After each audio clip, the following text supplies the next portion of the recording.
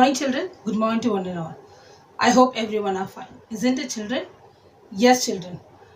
Now, let us see few facts of tongue. Few facts of tongue. Tongue.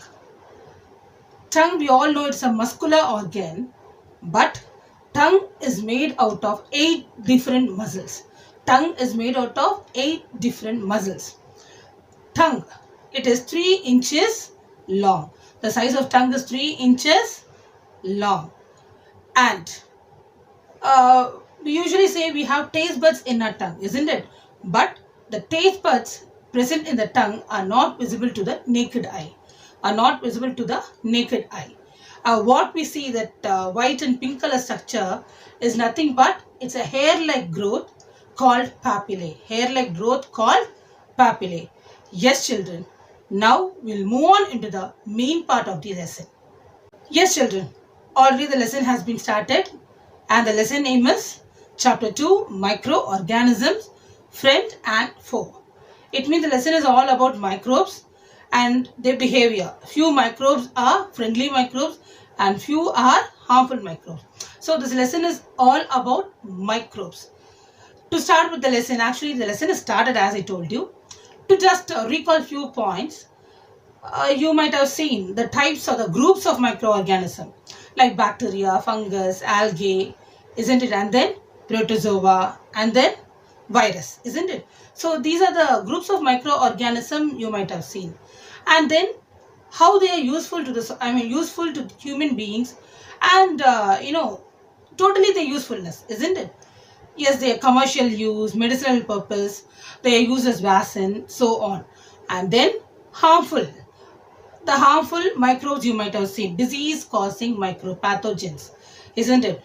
Let us be typhoid or malaria, these all are caused by microbes. And now, children, let us move on into the rest of the lesson. That is, and today the lesson is all about food poisoning, food preservation, then nitrogen fixation and nitrogen cycle. So these are the topics, children, we are going to move on with this lesson. Okay. Now, food poisoning. Sometimes, children, when we go out or when we go for a get together, we eat variety of, especially buffet system, we eat varieties of food, isn't it? Like we take juice, we take ice cream, we take biryani, we take dosa. So what happens? Maybe because of these varieties of food together, we may get vomiting sensation or vomiting or dysentery, isn't it? So these are all, when we go to a doctor, we will be diagnosed with food poisoning. Food poisoning is caused by the growth of microbes in food or because of eating spoiled food, isn't it? This is called food poisoning. Food poisoning is not so simple, children, because it causes serious illness. Yes, children. So always we have to eat only preserved food. What we have to eat? Preserved food. Yes, children. The next topic is food preservation. Yes. You might have seen, children, when we leave bread in an open place or idli or something, we can see cotton-like structures growing on the bread or idli. It is nothing but fungi. It means the bread, the food is getting spoiled.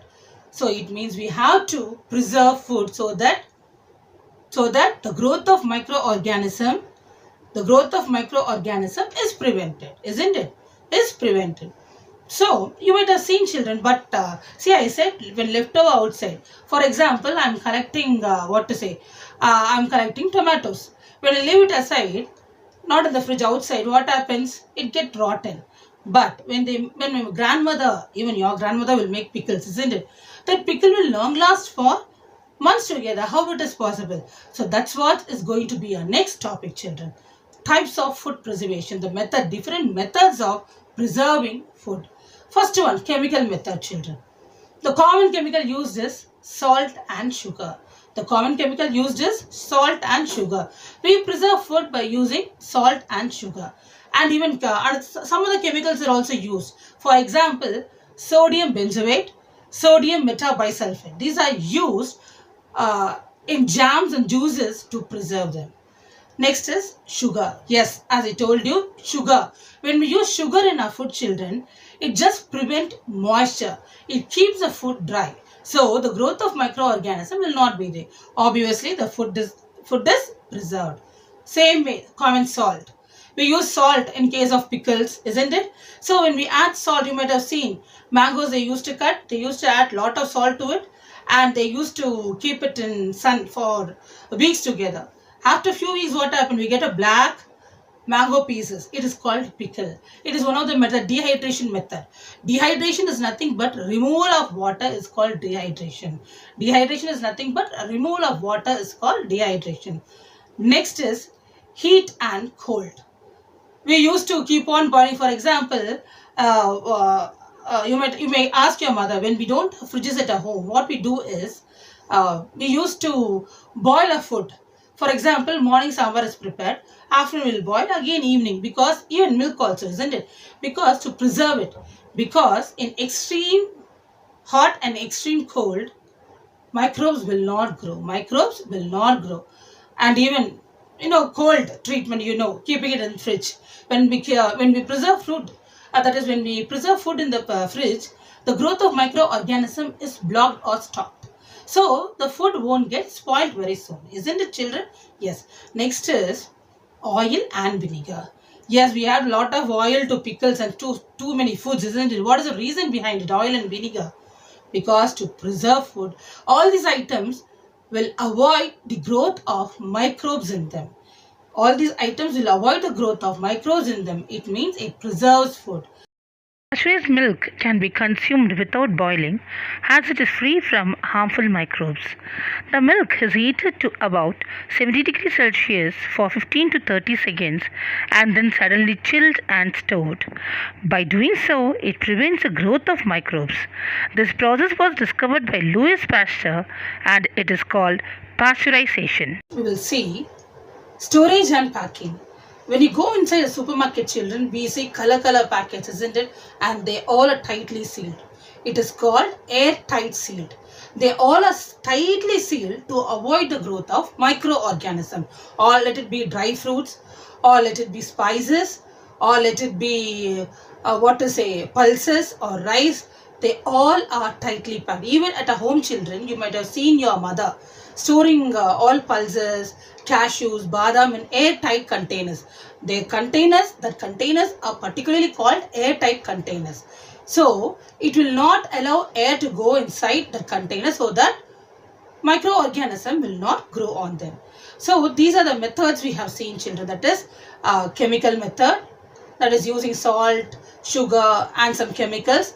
Then common salt as preservative. Then common sugar as preservative. Oil and vinegar we have seen. Hot and cold treatment we have seen. Pasteurization we have seen. At last, storage and packing. Now let us move on into the next part of lesson, that is nitrogen cycle and nitrogen fixation. Which require a few important constituents, but they are not present in the utilizable form. One such example is that of nitrogen.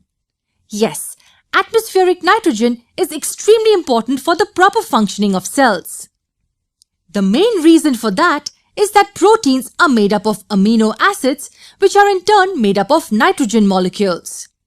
Also, many other compounds important for the cell are made up of nitrogen.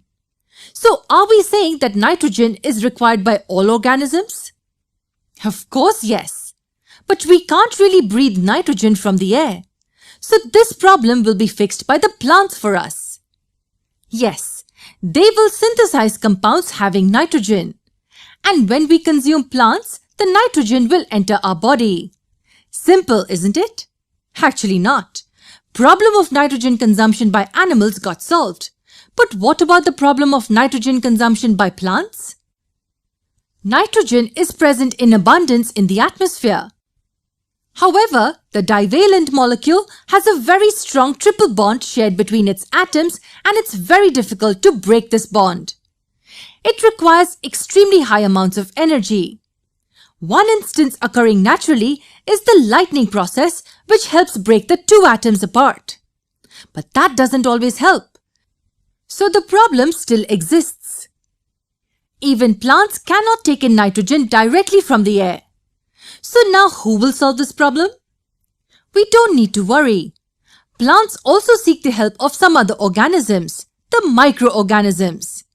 Yes, several bacteria and blue-green algae are a part of this activity. This important process is referred to as nitrogen fixation. What do we exactly mean by this? The term fixation refers to converting an element into its usable form. So are we saying that these organisms convert nitrogen into utilizable forms? Absolutely. These organisms are referred to as nitrogen-fixing organisms. These nitrogen fixers present in soil convert the atmospheric nitrogen molecules into compounds like nitrates, nitrites, and ammonium. These compounds are then taken up by the roots of the plants.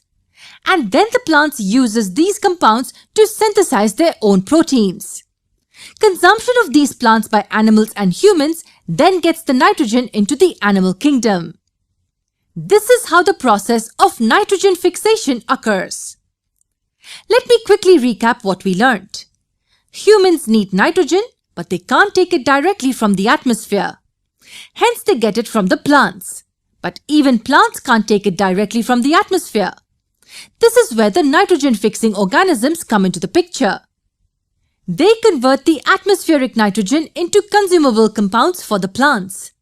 And then animals consume the plants to get this nitrogen. But wait, if all the nitrogen in the atmosphere is gradually fixed by these microbes and used by plants and us, then it would deplete, right? What if it gets entirely depleted? What will happen then? How will organisms survive? Guess what? Nature, as always, holds a secret solution to this. And that secret is the nitrogen cycle. Yes, the nitrogen in the atmosphere is brought into the biological world where it is utilized. But it is also sent back to the atmosphere by some means. This process of cyclic flow of nitrogen from the atmosphere to the living world and back into the atmosphere is called as the nitrogen cycle. But how does this cycle actually flow? Let's have a look. As we know, the atmospheric nitrogen is fixed in two major ways. Firstly, by the rhizobium bacteria living in root nodules of the leguminous plants, and secondly, by nitrogen-fixing bacteria and blue-green algae in the soil. The first type involves fixing of nitrogen exclusively for legumes. The roots of these plants have nodules that are small bead-like structures. These nodules are the homes for a group of nitrogen-fixing bacteria called the rhizobium. The roots can thus directly get benefited due to the activity of these bacteria.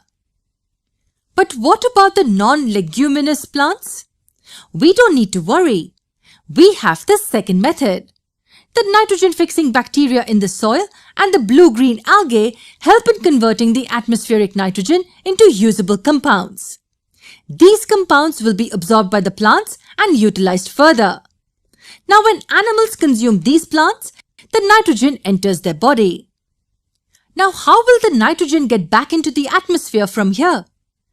Definitely not by breathing. Let me give you a hint. Have you come across the process of decomposition? Yes, that's the answer to this question. When these organisms die, their bodies get buried in the soil. Now here the decomposers are all set into the action. The decomposers help to break down the various compounds containing nitrogen. So what will be the result? Yes, it results in releasing the nitrogen trapped inside the organism's body back into the soil. Amazing, isn't it? But wait, here's something more interesting. The soil also has another category of bacteria called the denitrifying bacteria. What could they be useful for? As the name says, they will help release the nitrogen molecules from these compounds present in soil into the atmosphere. Yes, these denitrifying bacteria sometimes convert the available nitrogen-containing compounds from the soil to release molecular nitrogen. That means they do not really wait for the decomposers to complete the process. Whenever these denitrifying bacteria encounter the nitrogen-containing compounds, They simply convert it and release molecular nitrogen. A keen look at the complete process gives us an understanding that the entire process flows in a cyclic manner. This is how several types of bacteria help in ecologically important processes like nitrogen fixation.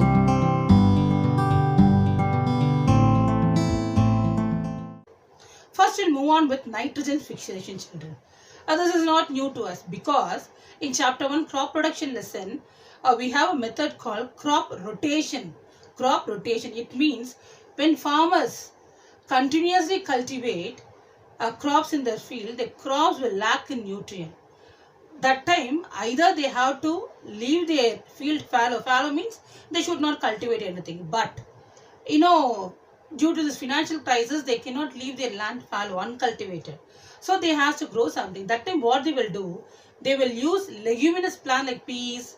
All these leguminous plants, what they do is, they do not take nutrition from the soil. They observe nutrition from atmospheric nitrogen. They observe atmospheric nitrogen for their growth. So, plants also, the crop is also cultivated. And by the time the soil is also replenished naturally, isn't it? So, what is happening? How this atmospheric nitrogen is being used by plants? It is because of nitrogen fixing bacteria and blue-green algae. That is rhizobium bacteria and blue-green algae. What this rhizobium bacteria is doing? Rhizobium bacteria, it needs shelter. So, it takes shelter from the leguminous plant. And what does, it's a mutual understanding. What this rhizobium bacteria will do is, it converts the atmospheric nitrogen, that means it's gaseous form. It converts that atmospheric nitrogen into liquid form and is replenished in the soil. So, from the soil, the plant will utilize it for their growth. From the soil, the plant will utilize for their growth, isn't it? So, even children, lightning also will help in fixing atmospheric nitrogen. Lightning also will help in fixing atmospheric nitrogen. So, rhizobium bacteria and blue-green algae also play a major role in fixing atmospheric nitrogen in the soil, isn't it? Now, let us see nitrogen cycle. Children, in the atmosphere, 78% of nitrogen is present. 78% of nitrogen is present. And nitrogen is important for all living organisms to grow. Nitrogen is important for all living organisms to grow. But how it is, nitrogen cycle, how it is happening, how it is taking place? As I told you, leguminous plant. Rhizobium bacteria will grow in that leguminous plant. And what that rhizobium bacteria will do? It will convert the atmospheric nitrogen into soluble form and replenish in the soil. And the plant, what does it do? It absorbs that liquid nitrogen for the purpose of synthesizing protein and other nitrogen compound. So, it prepares protein with the help of nitrogen. So, now the plant is preparing protein with the help of that atmospheric nitrogen, isn't it? That is, which is converted into soluble form by what? That is rhizobium bacteria or blue-green algae. Okay, either rhizobium bacteria or blue-green algae will do this. Now, the plants will grow. Animals, what they do? Animals will feed on these plants. Animals will feed on these plants. When they feed on these plants, what happens? The proteins and nitrogen compounds are taken by them. When the animals die, or when the plants and animals die. When the plants and animals die, what happens usually? Bacteria and fungus will decompose them. That is the work of them, isn't it? Bacteria and fungus. That's why they are called, in this way they are friendly to the environment. They clean the environment, isn't it? So, bacteria and fungus, what they do? They act on this dead plants and animals and decompose them. What happens when decomposition takes place, children? Again, that nitrogen, that is the nitrogen compounds, will replenish in the soil from the dead plants and animals. Nitrogen compounds will replenish in the soil from dead plants and animals, isn't it? And then what happens, children, at last? And few bacteria also, what they do is they just replenish it back into the atmosphere. Yes, children, this is what we have seen this topic. Next we will move on with the recollecting points of what we have seen in this lesson. Now let us recall a few points which we have seen from this particular topic. We started with food poisoning. That is, food poisoning is caused by the growth of microorganism on the food. It spoils the food. So when we intake that food, it causes food poisoning. Next, food preservation method. It is very important to preserve food. It means it prevents the growth of microorganism on them, isn't it? And we saw the different methods of preserving food. Chemical method, by using chemicals like sodium benzoate, adding common sugar, adding common salt, and then we moved on with oil and vinegar, and then hot and cold treatment, pasteurization, and at last storage and packing, isn't it? And then we started with nitrogen fixation, isn't it? Nitrogen fixation, it means atmospheric nitrogen is fixed for the usage of plants by a bacteria called rhizobium bacteria or an algae called blue-green algae, isn't it? They convert the atmospheric nitrogen, that's a gaseous form of nitrogen, into soluble form and replenish in the soil. And from the soil, the plant absorbs this nitrogen and they utilize to synthesize protein and all other compounds, isn't it? This is how they fix nitrogen in the soil. Nitrogen cycle. Next is nitrogen cycle. Nitrogen cycle. How? See, I told you they constantly, few plants, leguminous plants especially, they use atmospheric nitrogen, but the percentage of nitrogen remain constant in the atmosphere. How? It is because of nitrogen cycle. It means bacteria, the rhizobium bacteria converts or fix the atmospheric nitrogen in the soil. From the soil, plants intake it and they synthesize protein and other nitrogen compound. When animals feed on them, what happens? They intake same protein and nitrogen compound. And when plants and animals die, what happens? Bacteria and fungus, they decompose them. When they decompose, what is happening? The same nitrogen compound is replenished into the soil, and few types of bacteria, they also replenish back into the atmosphere. This is how that percentage of atmospheric nitrogen is balanced. Yes, children, these are the points which we have covered in this particular topic, isn't it, children?